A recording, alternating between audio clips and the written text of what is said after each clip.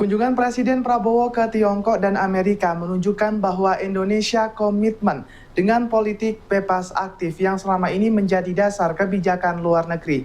Indonesia tetap menjalin hubungan dengan semua negara besar tanpa harus masuk dalam blok yang mereka bangun.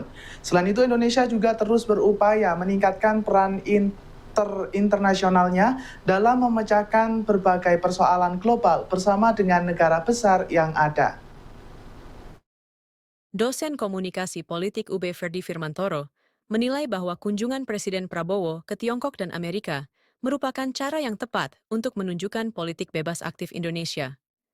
Kepada dua negara adik kuasa tersebut, Prabowo menunjukkan sikap persahabatan dan bersinergi dalam memecahkan berbagai isu internasional seperti perubahan iklim, konflik Palestina, dan lainnya.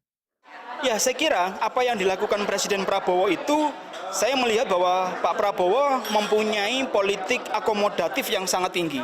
Politik keseimbangan ya, menjaga keseimbangan antara misalnya kita tahu setelah beliau menelpon Donald Trump, beliau kan juga dalam waktu yang kurang lebih tidak jauh itu berkunjung ke Tiongkok. Jadi artinya beliau ingin menjaga poros keseimbangan bahwa Indonesia itu tidak hanya misalkan menjadi blok Amerika Serikat, tidak menjadi blok Tiongkok, tapi berusaha dekat dengan semua negara yang kemudian mendapatkan benefit, manfaat yang besar untuk masyarakat Indonesia. Itu satu. Yang kedua, dengan menelpon Donald Trump tadi itu menunjukkan bahwa Indonesia itu tidak hanya ingin menjadi penonton, tapi berusaha untuk ikut andil dalam berbagai forum-forum internasional, utamanya bagaimana Amerika Serikat yang selama ini banyak orang mengatakan negara adidaya ya, itu diikuti oleh Indonesia juga. Indonesia juga ingin berkembang bagaimana terinspirasi dari negara-negara yang sudah maju, jadi ke sana. Dan yang kita lihat bahwa ucapan selamat kepada